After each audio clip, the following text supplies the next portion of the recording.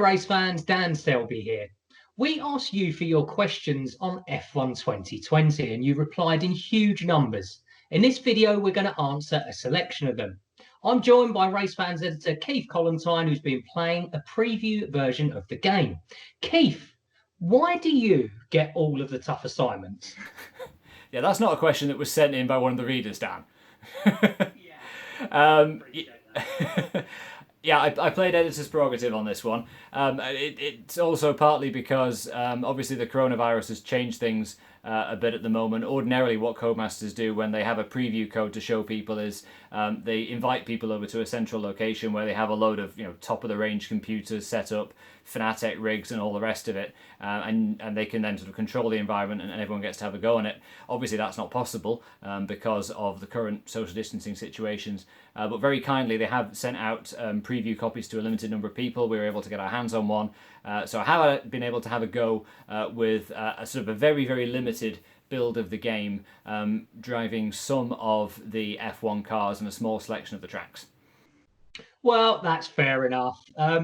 Anyway, let's crack on with the questions. The first section will be about the new My Team feature. And this first question has been sent in by Yuri. He asked, will you be able to sign F2 drivers in the My Team career? Yes, you can.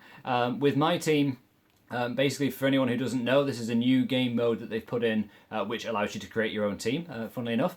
And basically, at the start of it, you have to drive one of the cars and you hire someone else to drive one of the cars alongside you. And basically, depending on what your budget is like and how attractive your team is, you get a selection of different drivers to choose from. To begin with, you can pick someone from the 2019 Formula 2 roster. The Codemasters guys are going to be updating that with the 2020 Formula 2 field later after the game is released. But yeah, basically to start with, your choice is mainly going to be an F2 driver from last season for your teammate.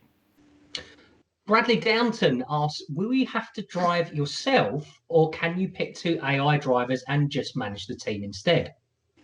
Yes, you do have to drive one of the cars yourself. Codemasters are billing this as it's a driving game with a bit of management added to it and not just a pure management simulator. So you're kind of like a driver manager. Think sort of Jack Brabham in the 1960s, for instance. You hire like a Denny Hulme or a modern equivalent alongside you to drive for the team that you've created.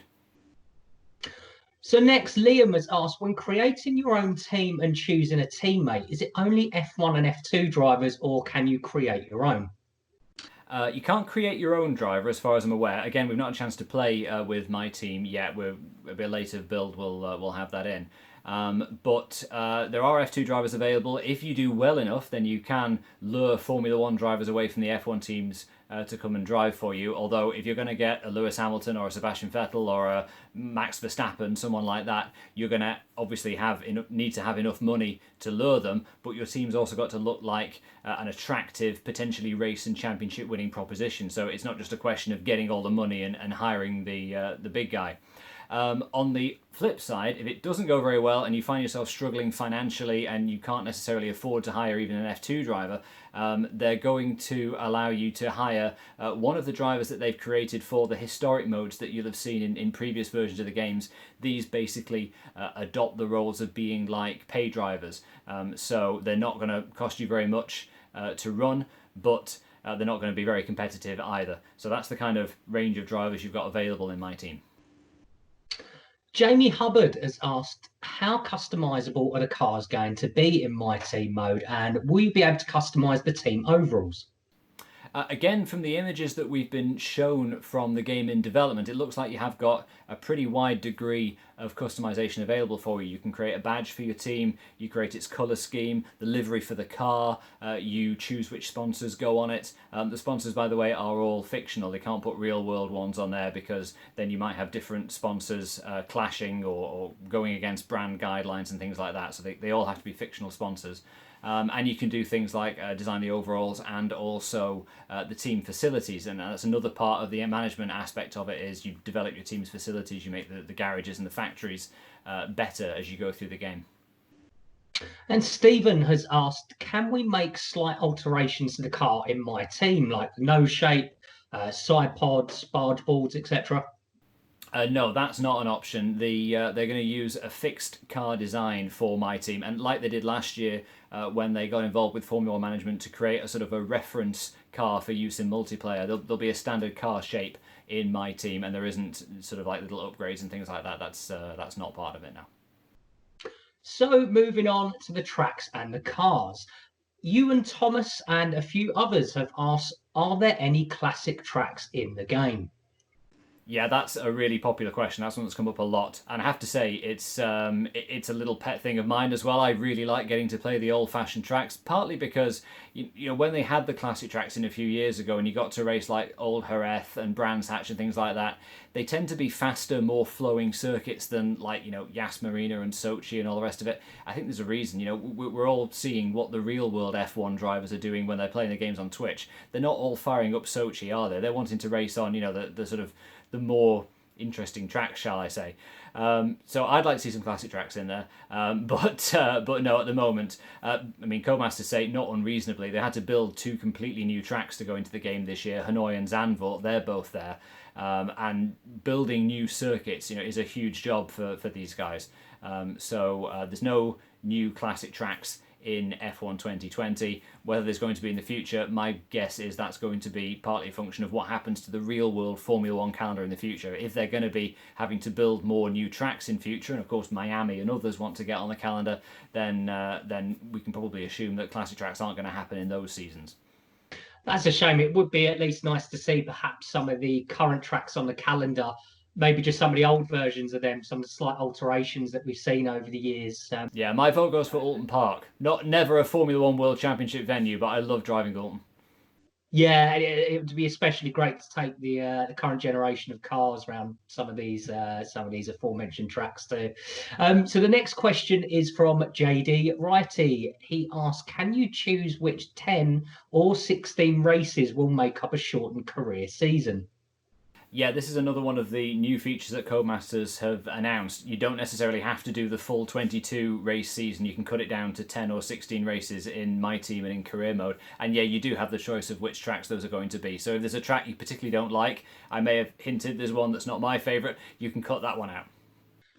Freddie Barry asks, has the handling of the cars been improved, especially in terms of the rear grip? Right, yeah, I asked Codemasters about this one, and they have made some fairly detailed changes to the physics of driving. Basically, there's two main changes. First of all, the way that the tyre pressures influence the temperature of the tyres, both the tyre carcass temperature and the tyre surface temperature, are now influenced by tyre pressure in Codemasters, say, a more realistic way. And they've also changed the way that the inertia of the wheel and the tyres behave.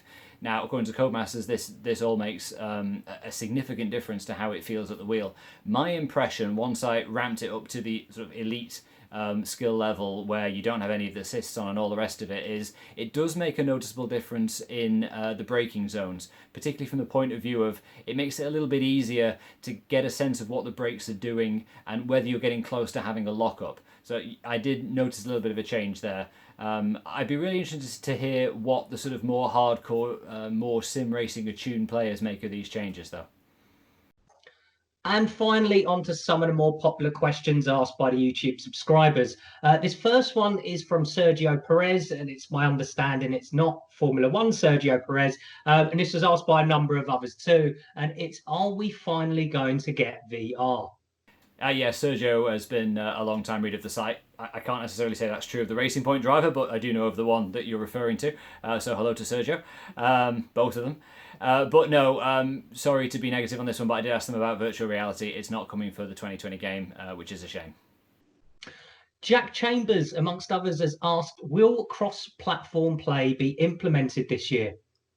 Yeah, this is another thing that I asked them about. Obviously, we're seeing more games allowing players from PC, PS4, and Xbox to mix when they play online, which is great. Frankly, it's something that we should have seen games much earlier. But as far as the official F1 game is, again, I asked Codemasters about this. They're very warm on the subject. I get the sense it's something they do want to introduce pretty soon, but it's not something they're going to have for F1 2020. Certainly not at launch.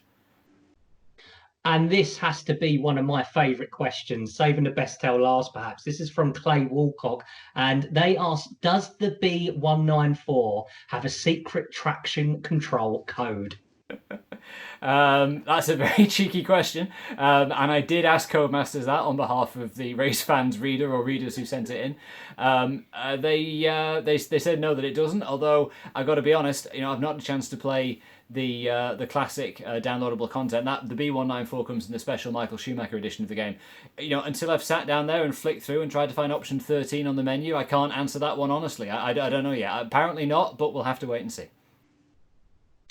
Well, that's just a sample of the questions we've had from our readers. For more, head over to RaceFans, where you'll find the full Q&A, including lots more explanation from the Codemasters team.